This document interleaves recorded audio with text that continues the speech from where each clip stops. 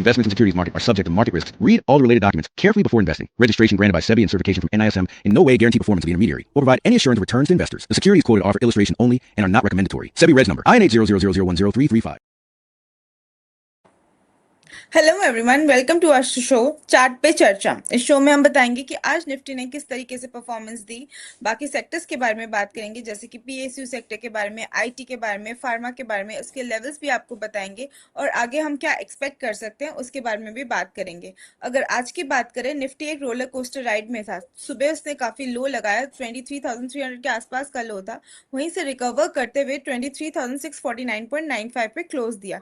Marginal recovery था क्योंकि खाली 6 पॉइंट्स की रिकवरी है अगर बात करें तो। वहीं बैंक निफ्टी ने 0.32% नीचे क्लोज दिया।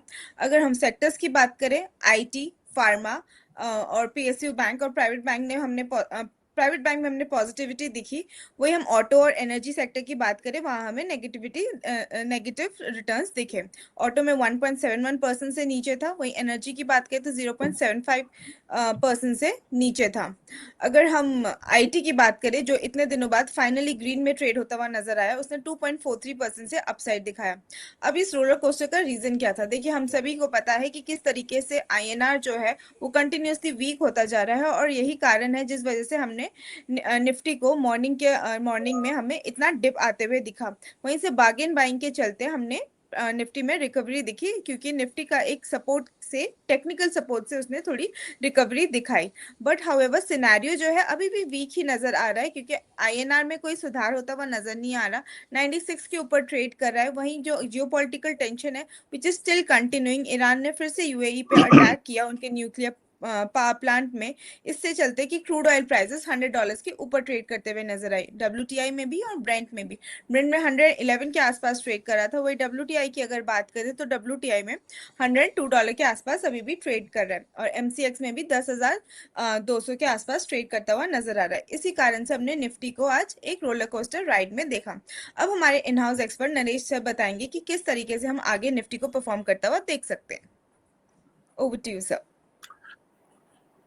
Hello Mamita, hello everyone. Market में आज एक बार फिर नए लो बनते देखे, खासतौर पर बैंक निफ्टी में ज़्यादा दबाव देखने को मिला।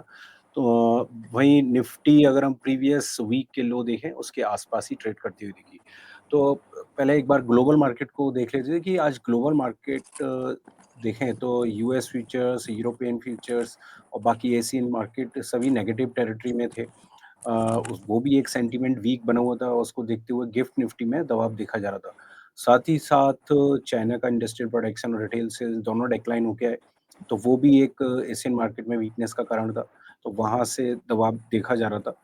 और साथ ही साथ अपने मार्केट की बात करें तो जिस तरह से आपने बताया, यूएसडी आईएनआर एक बार फिर ऑल टाइम हाई पे ट्रेड होते गए और रुपीस में ऑल टाइम लो लगते दिखे। और विक्स में भी जिस तरह से मार्केट आज रोलर कोस्टर रहा, विक्स में भी राइज हुआ, करीब 4.5% की बढ़त देखी गई।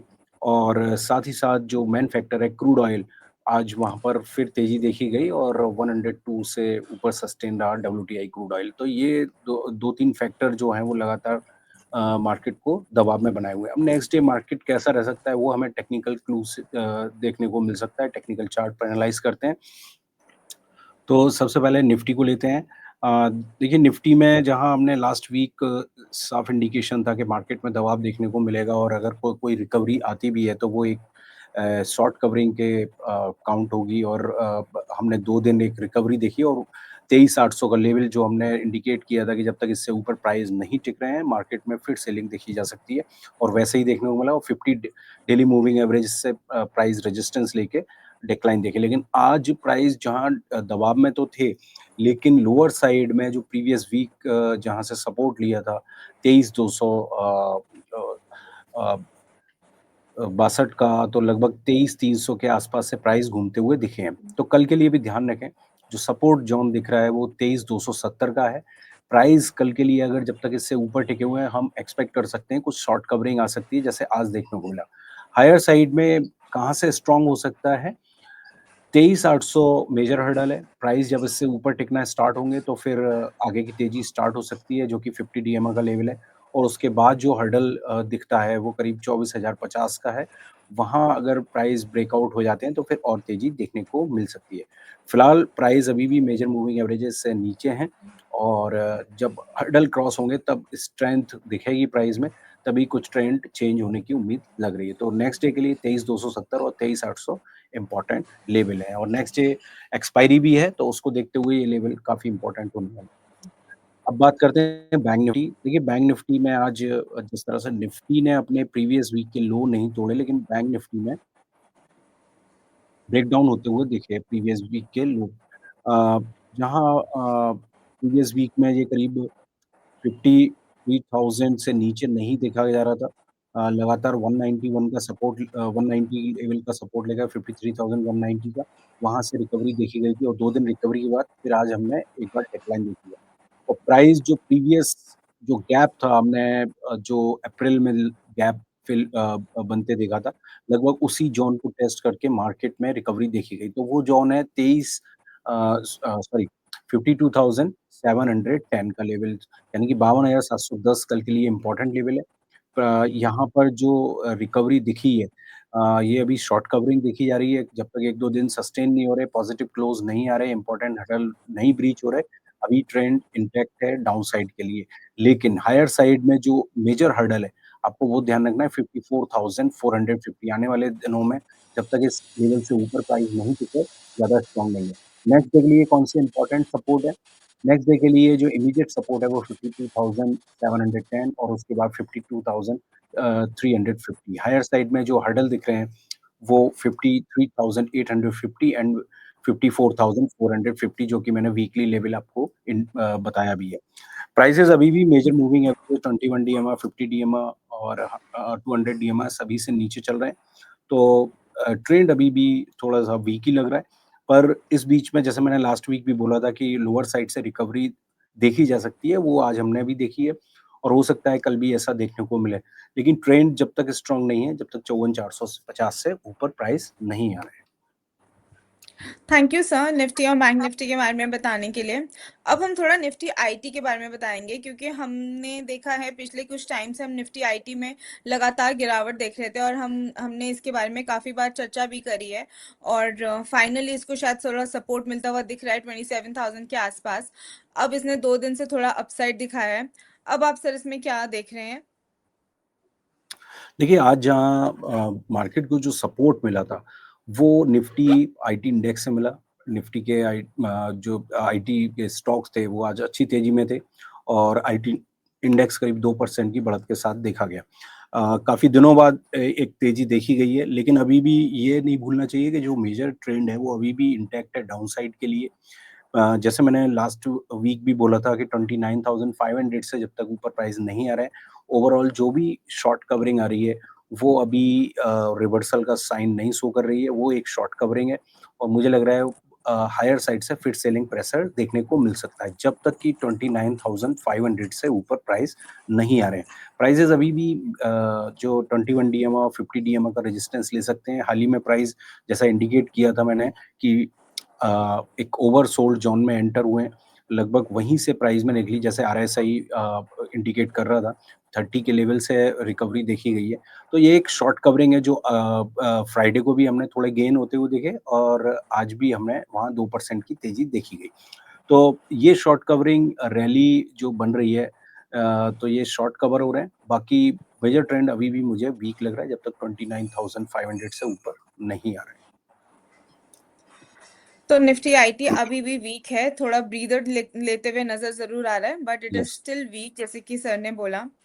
सर निफ्टी ऑटो सेक्टर के बारे में भी हम थोड़ा बात करेंगे क्योंकि ऑटो सेक्टर भी कंटिन्यूअस नीचे ही आता जा रहा है। अगर हम बात करें तो पिछले 6 दिनों से ये लगातार गिरता हुआ नजर आ रहा है और मेजर इसका कारण यही है कि क्रूड ऑयल प्राइसेस में तेजी जिससे कि इनपुट कॉस्ट बढ़ जाता है और इन्फ्लेशन की प्रेशर भी आ जाता है मार्केट में, इंटरेस्ट रेट हाइक होने की बातें हो जाती है। और निफ्टी ऑटो और रियल्टी सेक्टर दो ऐसे सेक्टर है जो इंटरेस्ट रेट से काफी प्रभावित होते हैं। तो हम निफ्टी ऑटो में हम क्या देख रहे हैं क्योंकि आज ऑलमोस्ट 1.71% की गिरावट है निफ्टी ऑटो में। तो इसमें आप क्या देख रहे हैं सर आगे के लिए? देखिए लास्ट वीक भी आपने पूछा भी था इसके अंदर, तो लगातार वहाँ पर दबाव देखने को मिल रहा है। आपने बताया भी था इसका रीज़न क्रूड ऑयल के जैसे प्राइस राइज़ हो रहे हैं। तो टेक्निकली भी अभी वीक है। अगर आप देखें कॉन्फ्लुएंस ऑफ मूविंग एवरेज है, उससे नीचे प्राइस चल रहे हैं, जो कि 21 डीएमआ, 50 डीएमआ एंड 100 डीएमआ।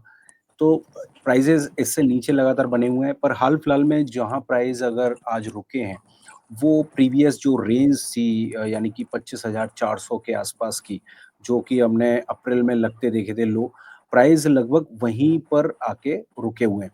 अगर सपोज़ कल 25,400 से नीचे सस्टेन हो जाता है इंडेक्स, तो और वीकनेस एक्सपेक्ट कर सकते हैं, नहीं तो यहाँ से एक शॉर्ट कवरिंग आ सकती है। तो कल का जो इम्पोर्टेंट लेवल है वो देखने वाला 25,400 है। अगर इससे नीचे सेटलमेंट देता है नेक्स्ट फ्यू डेज़ में, तो फिर और वीकनेस देखने को मिल सकती है इस सेक्टर में। तो निफ्टी ऑटो भी एक ऐसा सेक्टर है जिसमें अभी कंटिन्यूस हमें वीकनेस देखने को मिल रही है और कहीं ना कहीं जी। फंडामेंटल्स भी वीकनेस की तरफ ही सपोर्ट कर रहे हैं कि नीचे ही आता जा हाँ, रहा हाँ। है। तो हमने फार्मा सेक्टर में तेजी आते हुए हमें दिख रही है क्योंकि काफी फार्माज है जो हम एक्सपोर्ट करते हैं और वीकर रुपी के चलते जैसे आईटी को भी सपोर्ट मिला, आई थिंक फार्मा को भी यही एक कारण है जिसकी वजह से सपोर्ट मिलता हुआ नजर आ रहा है और आज ऑलमोस्ट 0.52% से ऊपर है। और अगर हम टेक्निकल देखें तो यहाँ पे एक हर्डल तो हमें दिख रहा है 24,700 के आस 770 के आसपास। पर सर आप टेक्निकल एक्सपर्ट है, आप बताइए कि इसमें आगे हम क्या देख सकते हैं। देखिए आप मौमिता, याद होगा आपको कि जब मार्केट काफ़ी बेयरिश हुआ था लास्ट, तो हमने साफ इंडिकेशन दिया था कि फार्मा में तेज़ी बनेगी और वहाँ पर हमने अभी तक अच्छे गेन देखने को मिले हैं। और जहाँ करीब 24,000 के आसपास ये इंडेक्स चल रहा था और आज जहाँ पर हमें ये करीब 800 के लेवल, 24,800 के लेवल टेस्ट होते हुए दिखे हैं। तो प्राइस का मोमेंटम स्ट्रॉन्ग है। प्राइस जो चार्ट में दिखा रहे हैं, वो ओवरबॉट में एंटर हो चुके हैं, ठीक है? ओवरबॉट का एंटर होने का मतलब ये नहीं है कि मार्केट में अब अ, मतलब तेज़ी नहीं बनेगी, पर ये सोच सकते हैं कि यहाँ से एक प्रॉफिट टेकिंग थोड़ी बहुत आ सकती है, जिससे कि मार्केट का जो मोमेंटम है थोड़ा कूल डाउन होगा, फिर रिबाउंड करेगा। तो मुझे लग रहा है तो इसमें डिप्स में अपॉर्च्युनिटी बनेगी। जैसे आज भी एक करेक्शन दिया था, लेकिन लोअर साइड से अच्छी बाउंस देखने को मिली। तो फिलहाल अभी ये सेक्टर मुझे ज़्यादा वीक नहीं दिख रहा है। मल्टी ईयर हाई ब्रीच होते हुए देखे हैं आपने, देखिए लास्ट वीक ही ऐसा हुआ था और प्राइस मोमेंटम अभी भी स्ट्रॉन्ग बना हुआ है। पर यहाँ पे थोड़ा-सा वॉल्यूम कम हुआ है और साथ ही साथ मार्केट ओवरबॉट में है। तो कोई भी डिप्स आ रही है, तो उसमें बाइंग अपॉर्च्युनिटी देखें बजाय नए हाई बनने पर। तो डिप्स में अपॉर्च्युनिटी बनी रहेगी। जो इम्पोर्टेंट सपोर्ट है हाल-फिलहाल में, वो 23,800 का है, जहाँ पर हमने लास्ट वीक भी रिकवरी देखी थी। 23,800 से अब तक ऊपर प्राइस टिके हुए हैं।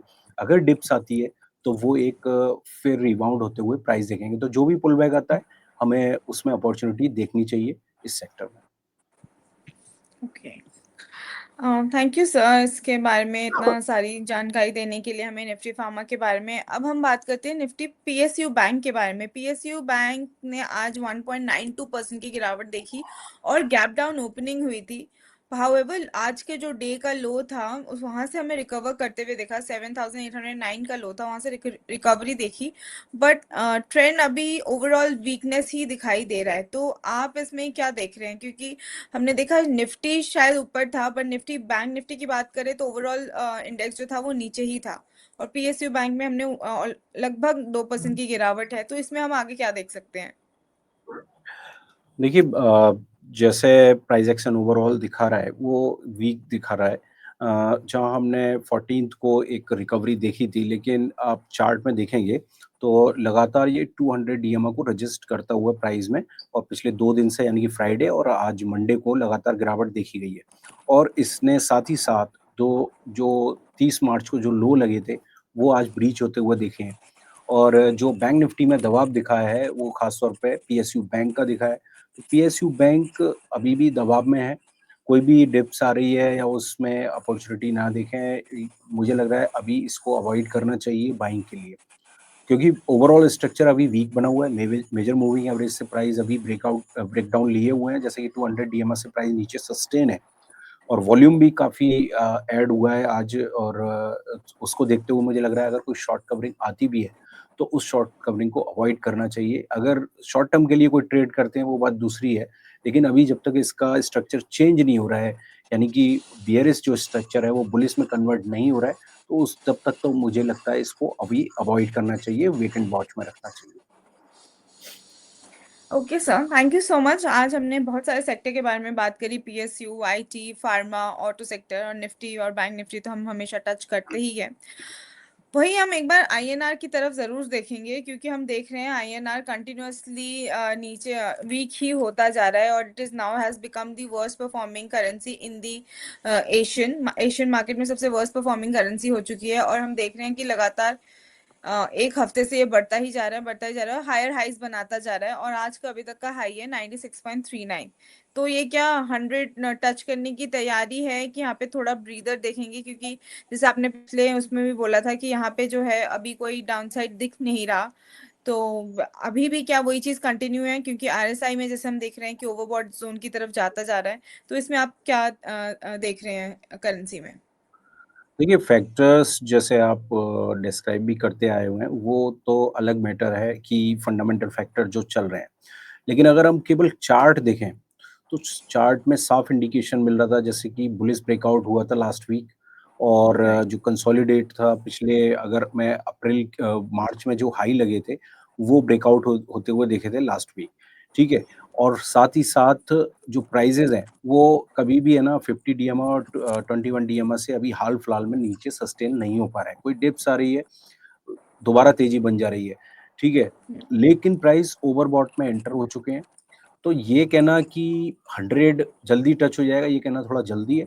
मुझे लगता है इस बीच में थोड़ा मार्केट में एक प्रॉफिट टेकिंग आ सकती है, मीन्स अगर चार्ट के अकॉर्डिंग देखें, एक पुल बैक आ सकता है, तो वहाँ पर आप अपॉर्च्युनिटी देखें, बजाय आप नए ब्रेकआउट और नई एंट्री रखें। क्योंकि मार्केट ओवरबॉट में है, तो इस तरह से पुल बैक तो आते हैं बीच में, जब मार्केट एक ओवरबॉट कंडीशन में पहुँचता है। तो उसमें अपॉर्च्युनिटी दिखेंगे, तो वहाँ पर आपका रिस्क रिवार्ड रेशियो स्ट्रॉन्ग रहेगा। मुझे लग रहा है ये काउंटर अभी भी स्ट्रॉन्ग ही है, अगर केवल मैं चार्ट की बात करूँ, और पुल बैक में अपॉर्च्युनिटी फिर बन सकती है। Thank you so much sir. हमने आईएनआर के बारे में बात करी और हमें पता है कि आईएनआर की वीकनेस की वजह से मार्केट में भी एकदम से तेजी नहीं आ पा रही है, क्योंकि एफआईआईज जो है वो कंटिन्यूअस विड्रॉ करे जा रहे हैं, कंटिन्यूअस सेलिंग साइड में है। डीआईआईज ही है जो थोड़े सपोर्टिव जोन में है इंडियन मार्केट के लिए। अदरवाइज अगर हम देखें तो कंटिन्यूअस 11 मंथ से एफआईआईज जो है वो एक बार भी कोई नेट बाइंग नहीं दिखी एक भी मंथ में। इस मंथ में भी अभी तक नेट सेलिंग ही दिख रही है। तो यही हम आपको बताते हैं व्यूअर्स कि आज किस तरीके से मार्केट मूव किया, और हम आगे के लेवल्स भी आपको बताते हैं सो दैट आप इन्फॉर्म डिसीजन ले पाए। और ये जो हम वीडियो बनाते हैं बिल्कुल एजुकेशनल पर्पस के लिए है। आप हमें फॉलो करते रहिए, देखते रहिए, ताकि आपको पता लग सके कि क्या इंपॉर्टेंट की लेवल्स है, कौन कौन से फैक्टर्स है जिस वजह से मार्केट में एक पर्टिकुलर मूवमेंट आ रही है, किसी सेक्टर में हमें मूवमेंट आ रही है। तो और हमेशा सेबी रजिस्टर्ड एनालिस्ट के थ्रू ही अपना इन्वेस्ट करें and stay invested. And thank you so much. Thank you everyone.